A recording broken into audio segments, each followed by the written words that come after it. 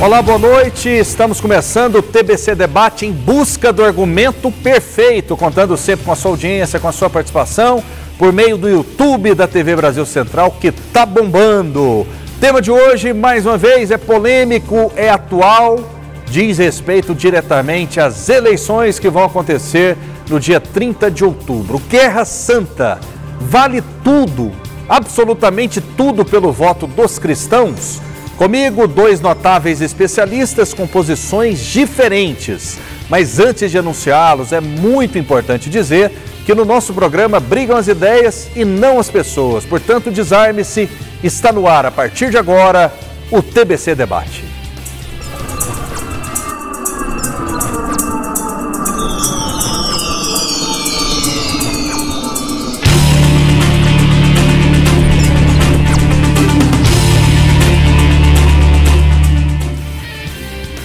Guerra Santa, vale tudo pelo voto dos cristãos? Comigo, dois notáveis especialistas que são religiosos, mais propriamente evangélicos, com posições completamente diferentes. Um evangélico de direita e outro evangélico de esquerda. Glauco Túlios, à minha direita, ele é empresário, tudo bem? Seja bem-vindo.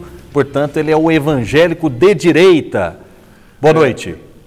Boa noite, Rafael. Muitíssimo obrigado pelo convite. Boa noite você que nos assiste. Mais uma esta observação do cenário. Boa noite, meu colega de bancada, Dr. Osni Houri. Vamos lá, né, Rafael? Porque os temas controversos são sempre apropriados para que nós observemos diversas perspectivas, né? E esse é um caso bem clássico disso. De maneira rápida, você é religioso há quantos anos? É evangélico há quanto tempo?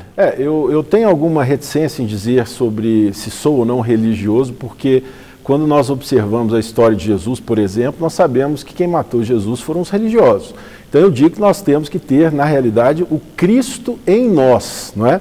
Mas, enfim, há 20 anos eu professo a fé cristã, e realmente eu entendo que é um desafio posto em nossas vidas para que nós, a cada dia, né, tenhamos o bom testemunho do cristianismo, que sabemos nós que não é uma tarefa assim tão simples. Afinal, o texto diz que o caminho é apertado e estreito. Muito bem, conosco Osni Houri, doutor em física, professor da UFG, é um evangélico de esquerda. Isso, inclusive, deve gerar muito preconceito, né? Seja bem-vindo. Boa noite. Muito obrigado. É um prazer estar com vocês aqui de novo, com o telespectador, nesse tema tão interessante, eu acho que tão atual. Concordo com o Glauco, que é um tema bastante atual. E ser de esquerda em igreja hoje é muito complicado, tá? Porque você já recebe de cara uma tarja comunista, né? O senhor é comunista? Não. Impossível ser comunista, porque como cristão eu tenho como regra de conduta e fé a palavra de Deus. Há quanto tempo o senhor professa a fé cristã? No dia 3 de novembro de 1973 eu fui lavado pelo sangue do Cordeiro. Então no dia 31 desse mesmo ano eu fui batizado na primeira igreja batista em Goiânia pelo pastor Vanderlei José Álvares. Então, de 73 para cá, tem muito tempo. Glauco Túlios, afinal de contas, né? Lula ou Bolsonaro, fé cristã, Guerra Santa, por que a maioria dos evangélicos são de direita, são bolsonaristas, Glauco? Bom, o debate é interessante. Eu acho que o primeiro ponto é que o cristianismo é um convite a que tenhamos uma ação exemplar ou que tenhamos uma prática exemplar ou minimamente virtuosa, não apenas em nossa família, mas também e preponderantemente no ambiente cívico e coletivo. Então nós cristãos sabemos que enfrentamos primeiro dentro de nós o desafio do entendimento e do entendimento também do cristianismo. Até um texto bíblico interessante, eu acho que o Dr. Osni vai lembrar, você também, Rafael, e você que nos assiste, que está na Bíblia Sagrada, que diz que nós cristãos temos o desafio de ganharmos o entendimento, né? E o texto diz que as águas estão nos artelhos, nos joelhos, nos lombos ou em profundas águas. Isso fala que quando nós nos convertemos, né, ou nós conhecemos a doutrina cristã, ali tem um desafio de que nós mergulhemos ou adquiramos o saber saudável das Escrituras. E nessa busca pelo saber saudável das Escrituras, diz claramente que nós somos desafiados pelo Evangelho a entregarmos virtude para os lugares onde quer que estejamos, não é? Sejamos homens virtuosos, né? Seres humanos virtuosos no seio de nossa família, sejamos seres humanos virtuosos no seio de nossa comunidade e assim possamos contribuir para que a verdade, para que a retidão, para que a transparência e não prevaleça, né, as mazelas ou as vicissitudes de alma. Então o cristianismo é este convite maravilhoso a que sejamos pessoas melhores, primeiro, no foro íntimo, na instância do homem, do indivíduo, para que contribuamos assim com a nossa coletividade. E esse debate está posto em todas as comunidades evangélicas que nós conhecemos. Tá bom, para eu passar para o Osni Roure, você acabou não respondendo exatamente a pergunta, mas o sim ou não.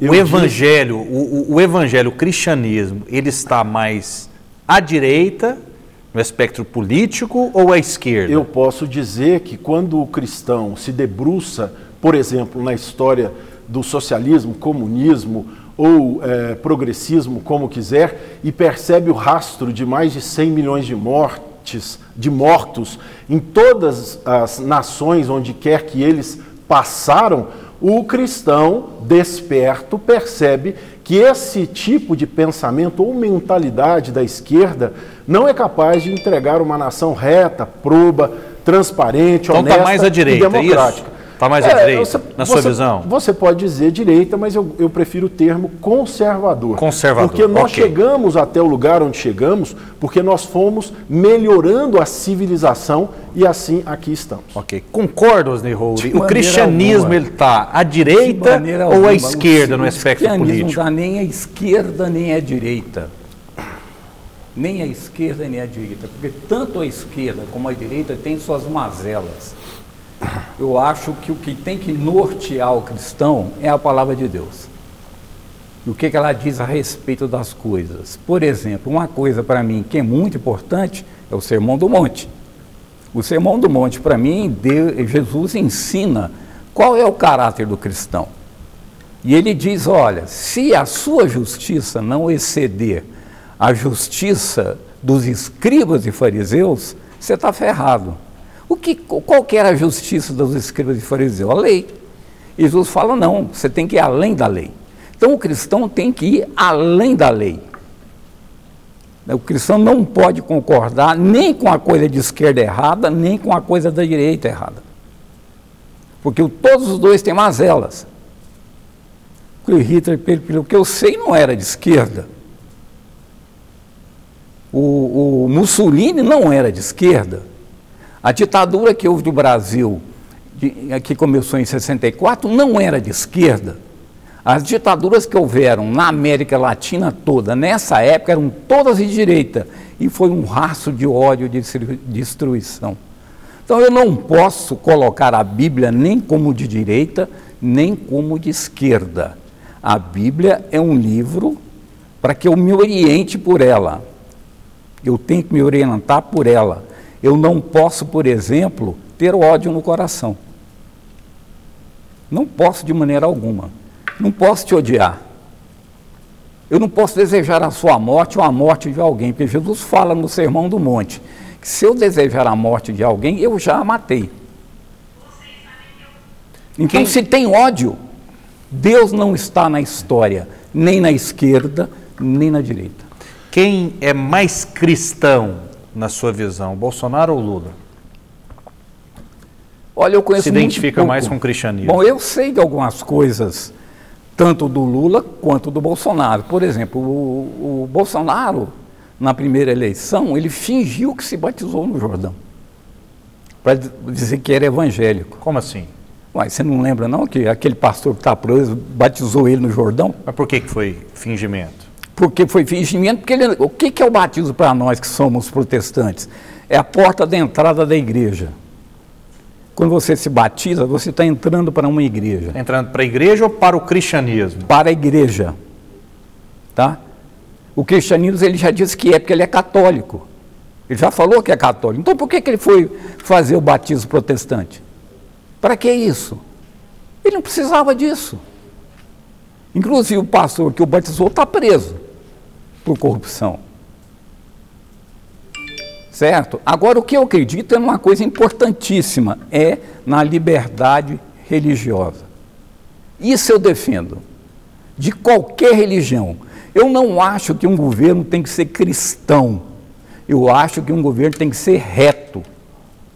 Ele pode ser um governo que pode ter alguém de uma matriz afro, matriz africana lá, ou pode ser qualquer outro tipo de religião, desde que ele seja reto. Não é função. Mas o atual governo, ele não dá liberdade para todas as religiões ou apenas para os cristãos? Glauco? Eu não vi diferença nisso, não. Bom, o atual governo é um governo que absolutamente não teve consideração alguma em desfavor da liberdade. Quem, na realidade, cassou a liberdade, inclusive de jornalistas, de deputados federais, deputado estadual, foi o Supremo Tribunal Federal. Mas eu gostaria de trazer um tema aqui sobre a relevância do cristianismo para o mundo, né? Que quando nós tivemos a conversão do imperador Constantino, só para a gente ter uma ideia, o Império Romano dizia claramente que o homem tinha a vida da mulher nas mãos dele. Então, quando ele tinha algum problema com a mulher dele, se ele quisesse matar a mulher dele, ele tinha direito. E quando ele se converteu, o Estado romano assumiu os valores do cristianismo, e o cristianismo tem um valor absoluto em defesa da vida. Então, mudou o procedimento moral, mudou o soerguimento moral do Império Romano, trazendo então os valores do cristianismo.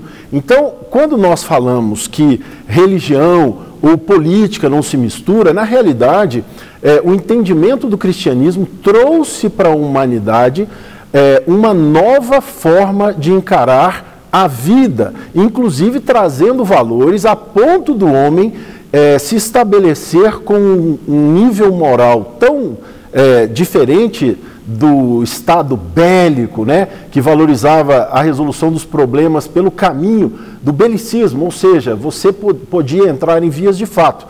E aí passou-se então o homem, o marido, a preservar a vida da mulher, como diz nas Escrituras Sagradas. E, inclusive, temos também a igreja de Corinto, que foi a maior igreja do Novo Testamento, a igreja paulina, que criou tribunais jurisdicionais que quando também Constantino se converteu, ele assumiu esses tribunais porque eram conhecidos como tribunais verdadeiros, retos, honestos.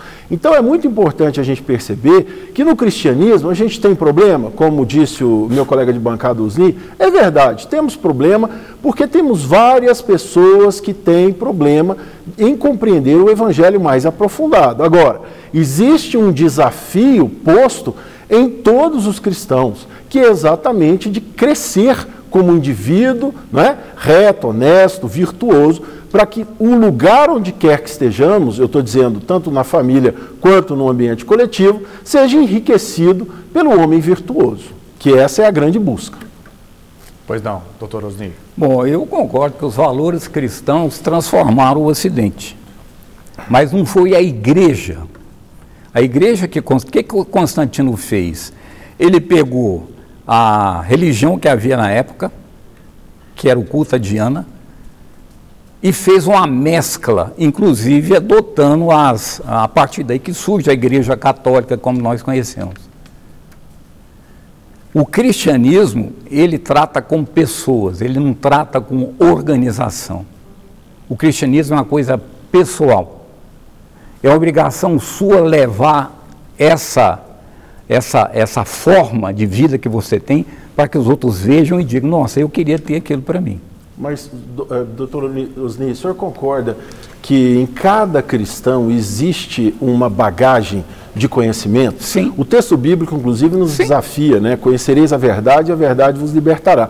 E tem muitas crenças limitantes que nós temos dentro de nós, não é? A validação do cristianismo é importante, o seio da igreja, né? Contemplar exatamente o diálogo, a compreensão das Escrituras, porque nós sabemos que eu acho que você cristãos... falou a palavra-chave, chama-se diálogo. Uma Sim. coisa que o cristão tem que estar sempre pronto a responder é a razão da esperança que ele tem em Deus. Essa é o principal. O cristão tem que saber dialogar. O cristão não pode impingir a religião dele nas pessoas. Claro. Como você bem disse no começo, quem matou Jesus foram os religiosos conservadores. Foram os judeus. Não, conservador o senhor está dizendo, eu não falei isso não. Eles eram... É importante a gente... Não, eu estou dizendo, sabe por que eu estou dizendo? Isso, Porque eles não queriam que o status quo modificasse. Mas o senhor não pode usar o termo... Eles eram conservadores, eles não queriam mudança. Não. Se você não quer mudança, é conservador. Eles esperavam outro Messias. Não, esperavam outro Messias. O que acontece quando o cristão força? Veio um Messias diferente do que eles imaginavam. Mas você sabe, quer ver uma demonstração do cristão forçando as cruzadas? Mas é a Você quer ver outro exemplo do cristão forçando? A Inquisição. Você quer ver outro exemplo de cristão forçando? O que aconteceu na Suíça depois da reforma, com os reformados perseguindo outras pessoas? Cristão força quando quer o aborto, por exemplo? Não, de maneira alguma. Eu sou contra o aborto, mas eu não sou só contra o aborto, não. Eu sou contra a morte de qualquer ser humano, desde que ela esteja na barriga da mãe ou depois que ela sai da barriga da mãe. Claro. Eu sou contra a pena de morte e sou contra o bandido bom é bandido morto. Legalização porque das eu drogas. Sou cristão. Qual a posição do senhor? Eu sou contra. Evidente. Eu, como cristão, eu sou contra. O senhor sabe que os mais radicais do PT, ou a intenção profunda do Partido dos Trabalhadores é legalizar pelo menos a maconha, por exemplo. Eu vou dizer uma Tem um coisa cara que eu você. respeito muito, que participa aqui conosco, Sim. que é o Fabrício Rosa, que foi candidato a deputado estadual, quase ganhou as eleições, ficou ali por pouquíssimos votos. Tá, ele, por exemplo, é a favor da legalização das drogas. E o PT o aceita. Não, o PT é um partido plural. O PT é um partido plural. Eu acho que o único partido que tem no Brasil é o PT. Cada pessoa tem direito de acreditar naquilo que ele quer. O partido não tem nada no programa dele sobre legalização de drogas, sobre aborto. Por causa da pressão que existe porque hoje? Não existe. Pelo medo de perder as eleições? Não, porque você vem de antes. Porque quando o Lula esteve no poder e saiu com 82% de aprovação, ele podia ter colocado isso lá, olha. Tinha um congresso um tanto quanto do centro, dele. tanto quanto conservador. Estava na mão dele. Ou seja, demonstra o seguinte, que quando assume seu poder, o PT tem uma linha. É aquela linha que nós adotamos durante 12, 14 anos. Mas o senhor diz o seguinte, não tem como um cristão ser comunista. Porque existe hoje uma aliança desde muito tempo, 2018, por exemplo, a vice do PT era do Partido Comunista do Brasil.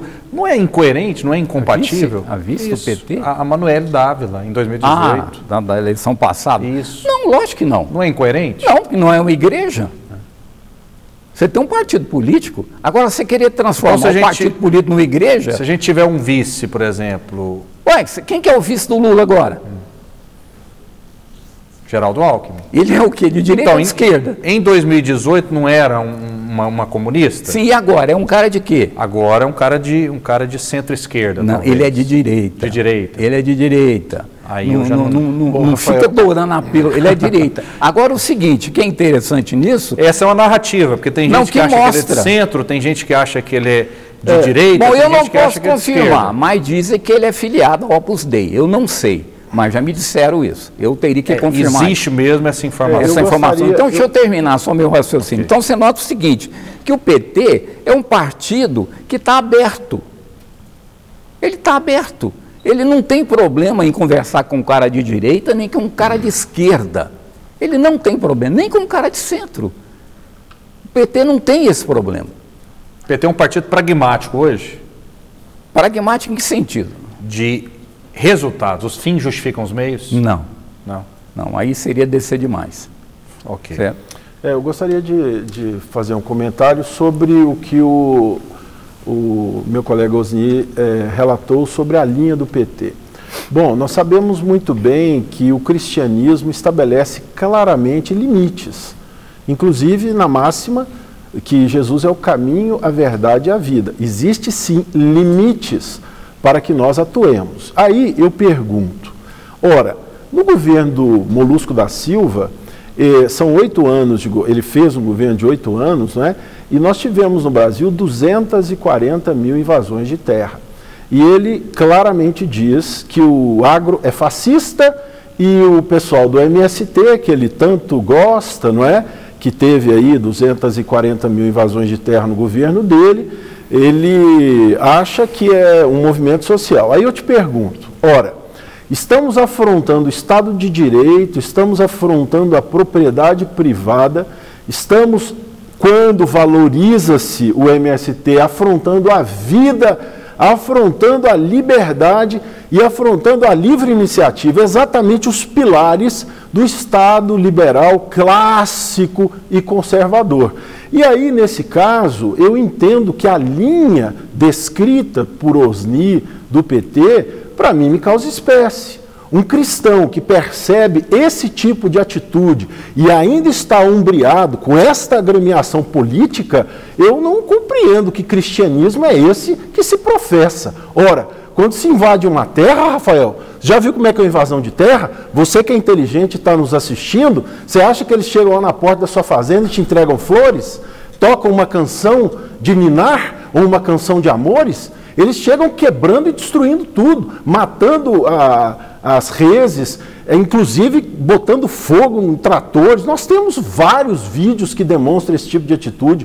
E, no entanto, se tratou com brandura, né, o pessoal do MST, e Lula chama, inclusive, os produtores rurais de fascistas. Ora, isso é um absurdo do absurdo. E só para terminar, eu também lembro que em 2003...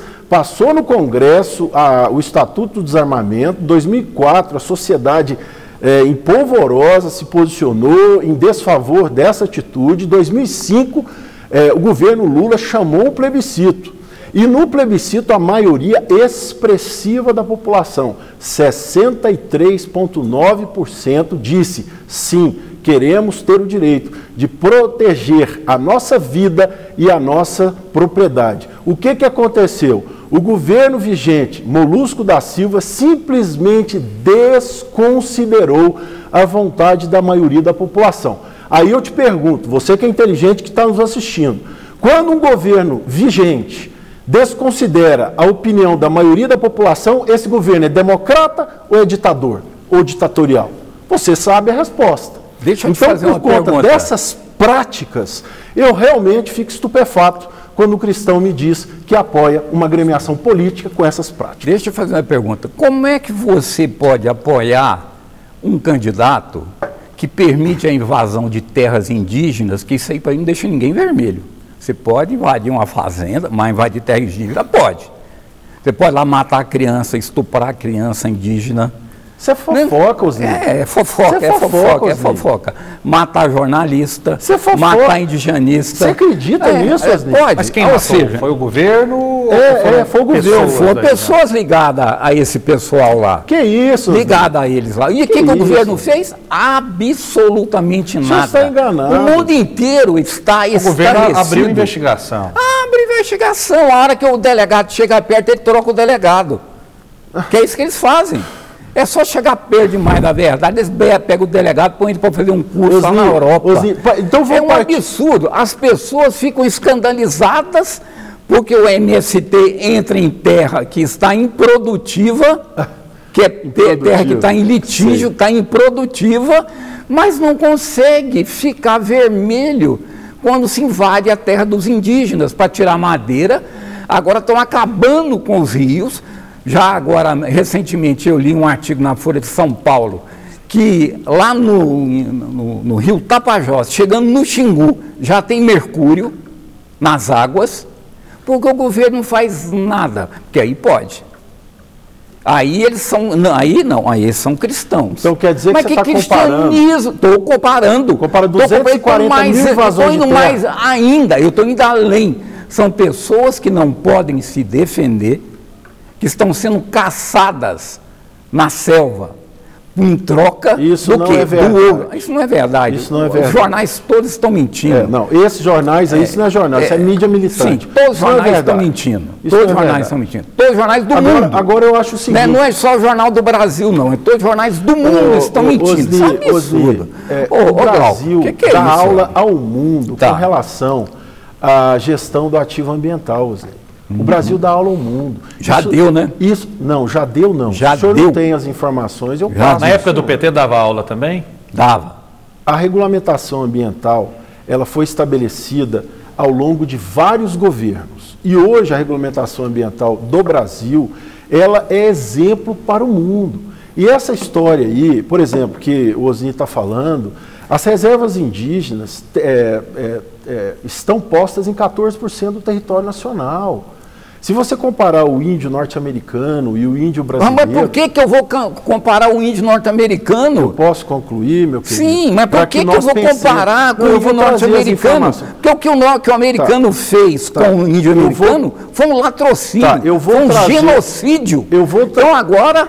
Se acontecer um ou outro assassinato, não tem problema. Bom, talvez o irmão querido, cristão, não conheça a história da humanidade. Sim, a história da humanidade é crivada de subjugação humana pelo homem. O homem subjugando o homem. Inclusive nós cristãos fomos aprisionados como escravos por 800 anos. Então, se você olhar isso aí que você acabou de dizer, por exemplo, os norte-americanos simplesmente destruíram os índios e tudo mais. Aqui no Brasil teve índio que ficou do nosso lado e teve índio que ficou do outro lado. Porque tinha índio que comia carne humana, que queria matar os portugueses e os índios que eram amigos nossos. Então a gente não pode simplesmente fazer uma avaliação infantilizada do quadro histórico dos seres humanos. Porque o ser humano, meu querido Osni, você sabe que nós temos dentro de nós essa perspectiva, eu diria, sombria do belicismo, de entrar em vias de fato. O que nós temos que fazer é entender o processo que você está falando. Você está tentando usar a história da humanidade para justificar porque você vê o genocídio? Você está tentando, você está dizendo que está dentro de nós essa vontade de acabar com as coisas, não sei o que, etc, etc. Não pode. Eu acho que se você é cristão, você não pode participar disso. Você não pode concordar. Então como você participa de 240 mil invasões de terra, companheiro? Como você participa de um governo mais corrupto da história? O governo mais corrupto da história? Me diga uma coisa. Todos os tesoureiros do PT foram presos. E a tchutchuca do Centrão? Que fez um orçamento secreto. Eu vi você chama o orçamento secreto que você publica no Diário Oficial. Sim, só que você não sabe aonde é que ele está sendo gasto. Você está lendo muito foi está sendo gasto. Viu? Sim. Você está lendo muito. Você não está sabendo aonde é que ele está sendo gasto e nem por quem. O senhor está equivocado. Então por que o STF pediu explicação e até hoje não recebeu? STF pediu explicação. Vamos lá. O que é o orçamento secreto que se fala? É um orçamento que foi destinado à bancada dos partidos e a bancada dos partidos dá o direcionamento. Depois é publicado no Diário Oficial. Mas a foice de São Paulo e os seus iluminados dizem que o governo é isso, o governo é aquilo. Me aponte um caso de corrupção desse governo. Seu governo colocou a Petrobras com 900 bilhões de endividamento. O seu governo tem os maiores índices de corrupção. Qual foi o governo que colocou as ações da Petrobras na Bolsa de Nova York? Fernando Henrique. E para colocar essas ações lá, a Petrobras teria que ser o quê? Uma empresa idônea. Listado nem sempre. Você tem casos de escândalos em empresas idônea no sentido deles. Você comprou Passadina, amigo, seu governo. Rapaz, Passadina hoje é a joia da coroa. Você não viu ainda. Isso é maior engrupamento que colocaram. Então tá, vamos aos números. Você quer número? A empresa mais 30 endividada, segundos. A empresa mais endividada do planeta foi a Petrobras, 900 bilhões. Não dava lucro. Ai, meu Deus. Só dava prejuízo. Passou a dar lucro agora. Eu quero saber, esse dado não é da Folha de São Paulo, é da onde? Da Bolsa de Valores, onde eu invisto. Da Bolsa de Valores. Onde eu invisto. Sim, e os investidores estão colocando Você dinheiro fala em nela. 900 bilhões, as pessoas riem. Cara, 900 bilhões, não tem empresa 900 bilhões de reais em endividamento. pelo amor de Deus. Nós que temos isso? duas Vocês têm um refinarias. amor por esses números Nós temos absurdos. duas refinarias para a Bolívia, com PERD. Tá, e vocês venderam agora Abreu a refinaria de Pernambuco pela metade do preço. Vocês venderam a BR Distribuidora por um preço que eles pagaram, que hoje só o aluguel da BR Distribuidora dá o valor. Em 3 anos eles pagaram a BR Distribuidora, foi dada de graça. Para fechar 30 segundos, a gente não tem tempo para mais nada. Tá bom. Mas Osni, não é possível. me responda uma coisa. Sim. A distribuição de lucros da Petrobras no governo Bolsonaro foi de 105 Sim, bilhões. a custo de quê? Não se dava. A custo do senhor que está escutando aí, ó, e que não dá conta de pagar o combustível. Qual o preço do Eles combustível? aumentam o preço do combustível para dar lucro para os caras lá fora. Qual o preço do Você combustível? paga o preço. Você Ok, que põe no carro. infelizmente o tempo acabou e você em casa, mas que é não é possível. suficientemente inteligente, que tira suas próprias conclusões. Muito obrigado. Só boa noite, Glauco. Boa noite, obrigado. Um abraço. Só boa noite, Eu um só quero abraço. reclamar que é que o troço que esquenta eles acabam o programa. É verdade, mas é o gostinho de quero mais. É por isso que as pessoas esperam a próxima oportunidade. Brigam as ideias e não as pessoas. Isso é fundamental. Fiquem com Deus e até a próxima. É verdade.